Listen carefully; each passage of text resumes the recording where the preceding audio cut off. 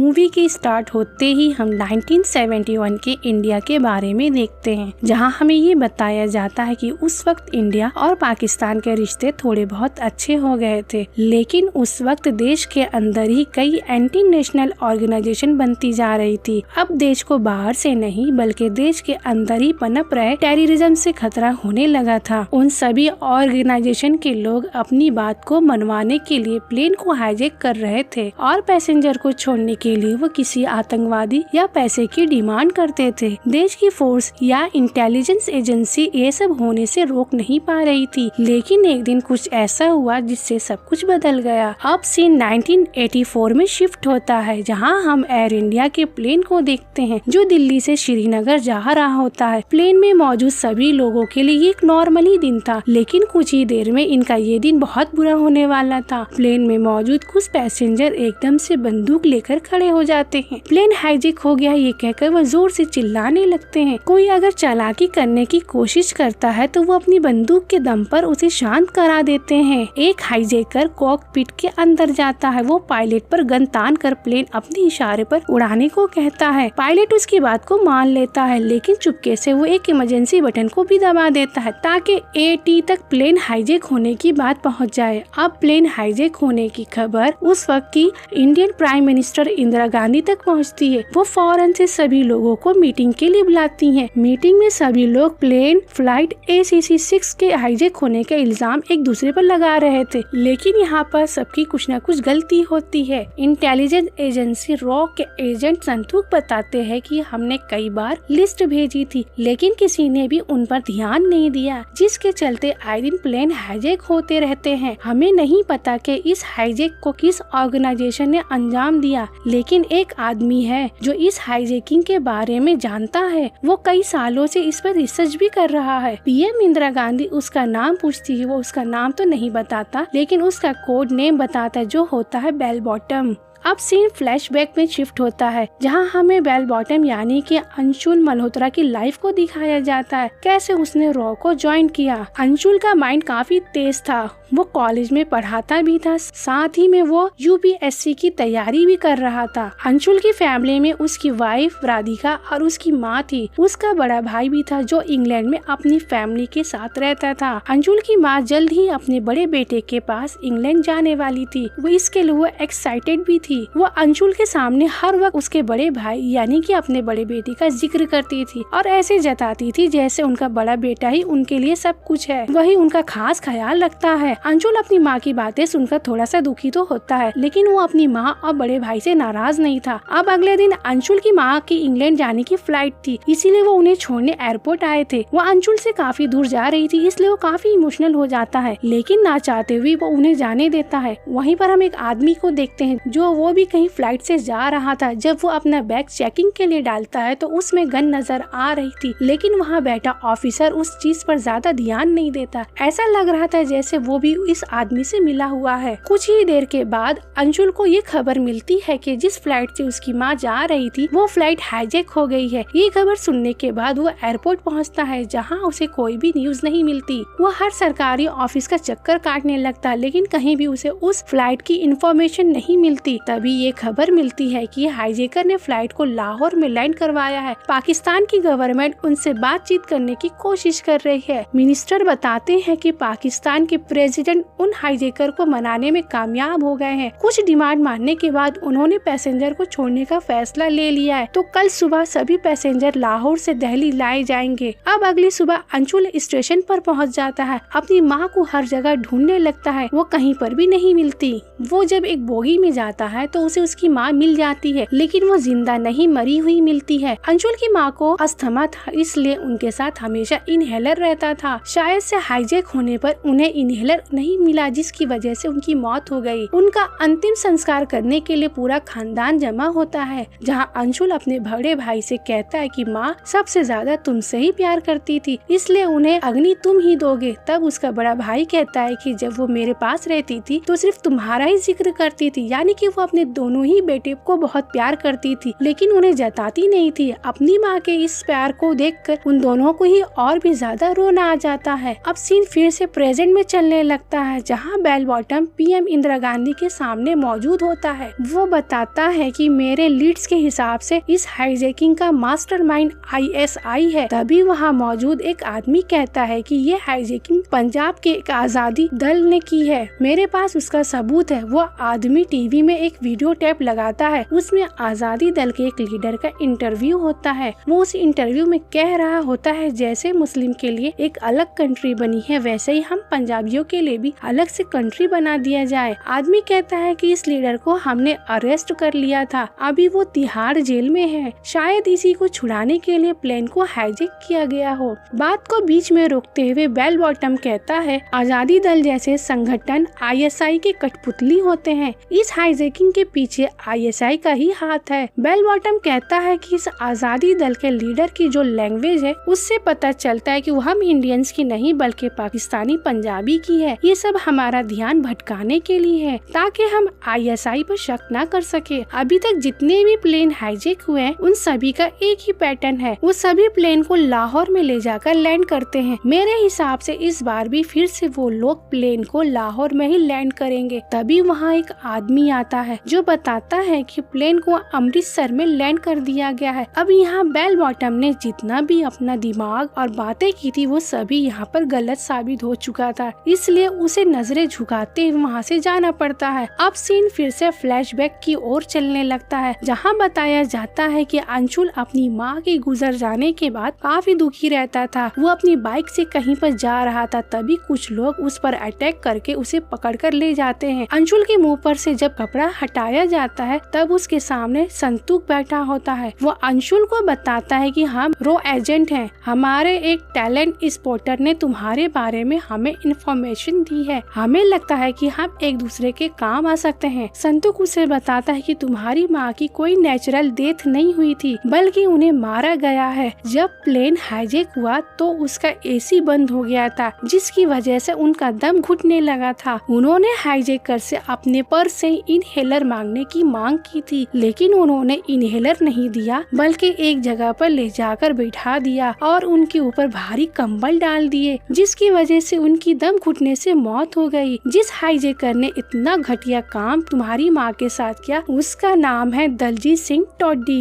अब ये सब सुनकर उसके होश उड़ जाते हैं, वो अपनी इमोशन पर काबू नहीं कर पाता, रोने लग जाता है। संतूर बताता है कि तुम्हारे पास कल सुबह 5 बजे तक का टाइम है, तुम हमारे साथ काम करोगे कि नहीं। अब अंशुल ने जो कुछ सुना था उसकी वजह से उसका खून खौल रहा था, इसलिए उसने ठान लिया था कि वो उस हाईजैकर से बदला लेगा, इसलिए उसने रॉ को ज्वाइन करने का फैसला कर लिया था, यानी कि उसने हाँ कर दी थी। अब अंशुल की रॉ में ट्रेनिंग शुरू हो जाती है, तभी उसे अपना कोड नेम बेल बॉटम मिलता है। रॉ में ये रूल होता है कि प्राइवेसी के चलते वो अपनी फैमिली को सच नहीं बता सकते, इसलिए वो अपनी फैमिली को ये नहीं बताता कि वो रॉ में काम करता है। काफी मेहनत और मुशक्कत के बाद वो हर चीज में परफेक्ट होने लग जाता है, साथ ही वो हाईजैकिंग की सारी इंफॉर्मेशन भी जमा कर रहा था। अंशुल के भाई को बेटी होती है, इसलिए वो संतूर से परमिशन लेकर लंदन पहुंच जाता है। वो अपने भाई और भाभी के साथ गुरुद्वारे में पूजा कर रहा होता है, तभी अंशुल की नजर एक आदमी पर पड़ती है। तब उसे ऐसा फील होता है कि उसने इस आदमी को कहीं तो देखा है। तब अंशुल को याद आ जाता है कि यह आदमी उन्हीं हाईजैकर में से एक था जिसने उस प्लेन को हाईजैक किया था, जिसमें उसकी माँ थी। अब बेल बॉटम उस आदमी पर नजर रखने लग जाता है, वो उसके घर तक उसका पीछा करता है, वहीं आसपास बैठकर उसके घर पर नजर रखने लगता है। उसे वहाँ पर और भी हाईजैकर दिखाई देते हैं, वो उन सब की फोटो क्लिक करके संतूर को भेज देता है। संतूर फौरन से बेल बॉटम से मिलने को आ जाता है। उन 4 हाईजैकर में से 3 तो मिल गए थे, लेकिन मेन मास्टरमाइंड दलजीत सिंह टोडी का पता नहीं चला था। बेल बॉटम बताता है कि टोडी कोई और एंटी नेशनल ऑर्गेनाइजेशन का हिस्सा नहीं बल्कि वो ISI का एजेंट है, जो कि इंडिया में आकर लोगों को भटकाने का काम करता है। पाकिस्तान तो सिर्फ दोस्ती का दिखावा करता है, उसी बात का वो फायदा उठाता है। हाईजैकर हमेशा प्लेन को लाहौर ले जाते हैं, फिर पाकिस्तानी गवर्नमेंट उनसे नेगोशिएट करने का ड्रामा करती है। अब जब हम उनकी मांगे मान लेते हैं तो हाईजैकर को सजा देने का भी वो नाटक होता है। उन्हें सजा नहीं बल्कि उनकी पहचान को मिटाकर बाहर किसी भी कंट्री में उन्हें रहने के लिए भेज दिया जाता है। बेल बॉटम कहता है कि हमें किसी भी तरह इन चारों हाईजैकर को पकड़ना होगा, तभी ये खुलासा हो जाएगा कि पाकिस्तान सिर्फ दोस्ती का ढोंग करता है, बस और कुछ भी नहीं।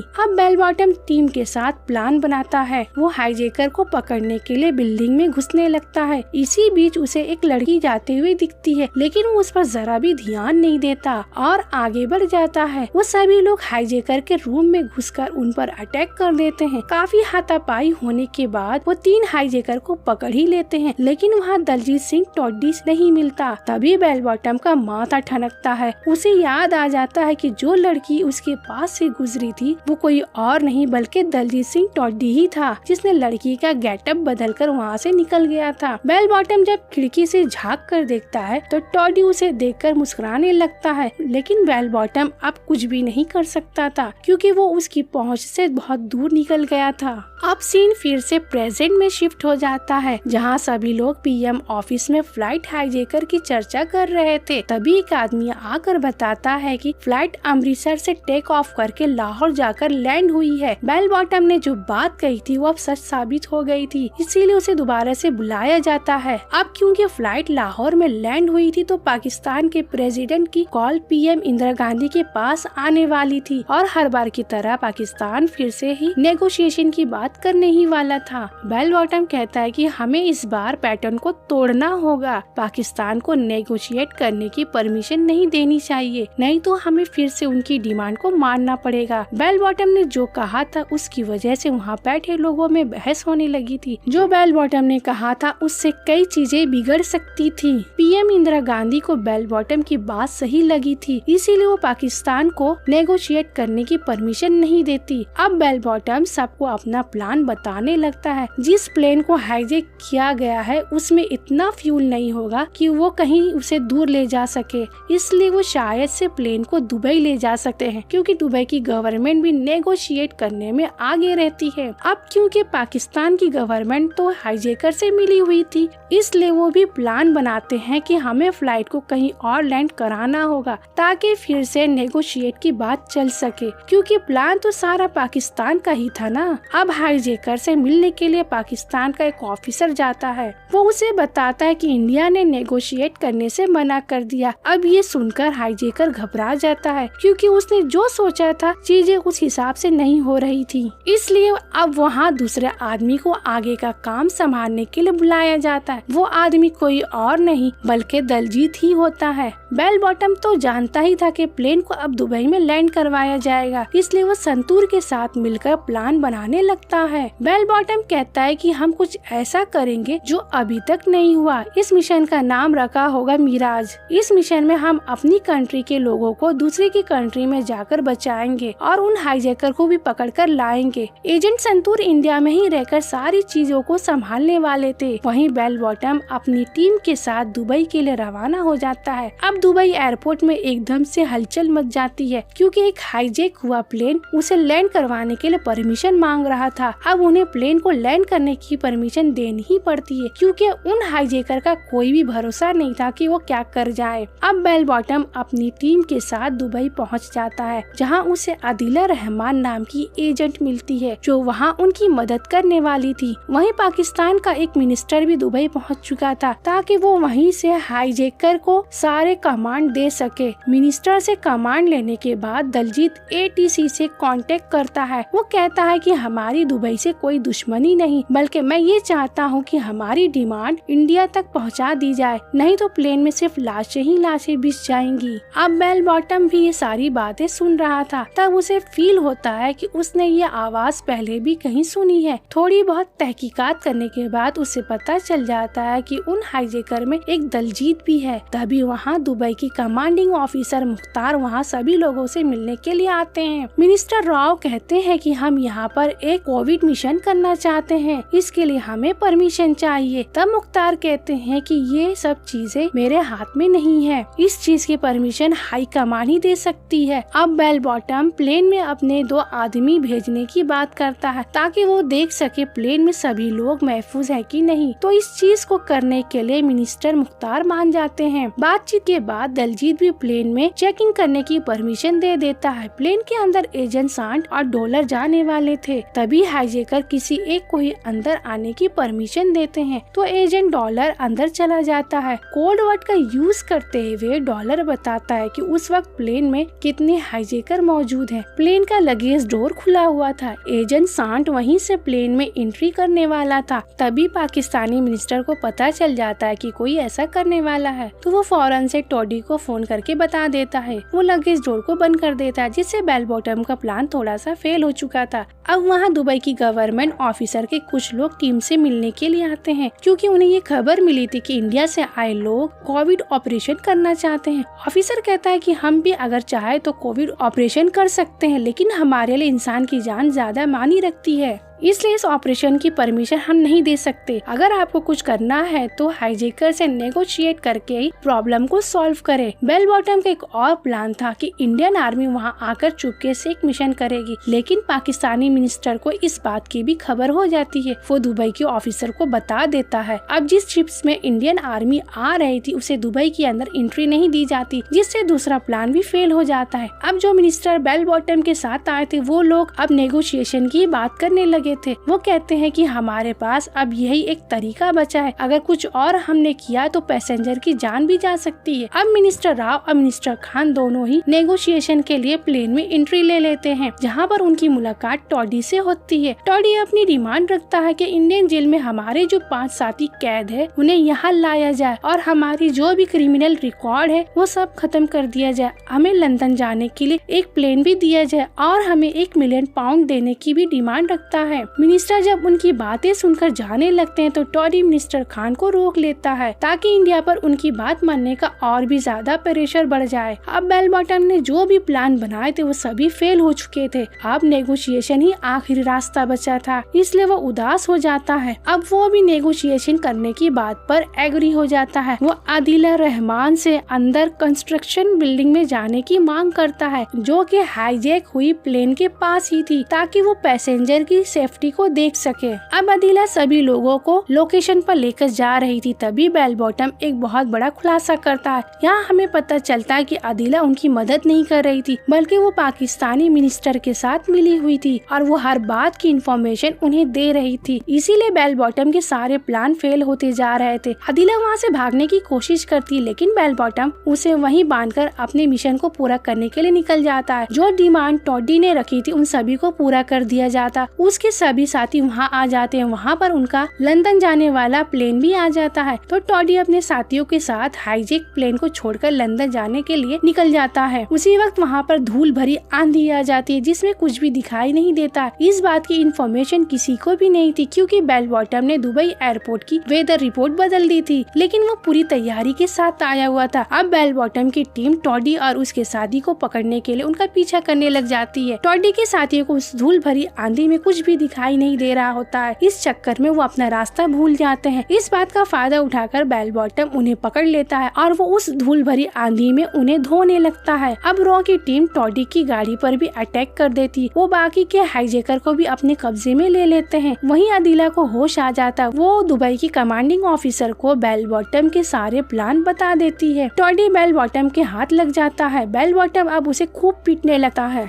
क्योंकि उसके अंदर अपनी माँ की मौत का गुस्सा भरा हुआ था। वो उसकी सांस बंद करके उसे एहसास दिलाता है कि उसने कितनी बेरहमी से उसकी माँ को मारा था। जितने भी हाईजैकर थे वो सभी लोग पकड़े गए थे। तभी बेल बॉटम उन हाईजैकर और प्लेन में बैठे सभी पैसेंजर को लेकर प्लेन से वहाँ से निकलने ही वाला था, लेकिन दुबई की कमांडिंग ऑफिसर उसे प्लेन को उड़ाने की परमिशन नहीं देते। ऑफिसर कहता है कि तुमने हमें धोखा दिया, अगर प्लेन यहाँ से उड़ा तो उसे हम हवा में ही शूट कर देंगे। बेल बॉटम कहता है कि जान बचाना धोखा नहीं, बल्कि अपने फायदे के लिए मासूमों की जान को खतरे में डालना धोखा है। वो उन्हें बताता है कि दुबई एयरपोर्ट में काम करने वाली आदिला रहमान धोखेबाजी कर रही है। वो पाकिस्तान से मिली हुई है। ऑफिसर उसकी बातों को सुनता है और उससे कन्विंस हो जाता है, जिसकी वजह से वो उड़ान भरने की परमिशन दे देता है। आदिला रहमान ने जो धोखेबाजी की थी उसके लिए उसे पकड़ लिया जाता है। वहीं दूसरी तरफ एयरप्लेन इंडिया के लिए रवाना हो जाता है। पाकिस्तान को दहशत फैलाने और अपने लोगों को छुड़ाने का प्लान फेल हो जाता है। अब प्लेन इंडिया आ जाता है। उन सभी हाईजैकर को जेल भेज दिया जाता है। जब पैसेंजर अपनी फैमिली से मिलते तो वो काफी इमोशनल इमोशनल हो जाते हैं, क्योंकि जिस हादसे से वो गुजरे वहाँ से वापस लौटना बहुत बड़ी बात थी। बेल बॉटम उन सभी को देखकर काफी खुश हो जाता है और अपनी माँ को याद करने लगता है और उसे ऐसा लगने लगता है जैसे उसकी माँ भी उस प्लेन से वापस आ गई हो। अब अंशुल घर वापस आ जाता है, उसकी पत्नी उसे देखकर खुश हो जाती है। तभी इस मूवी का सबसे बड़ा सस्पेंस खुलता है,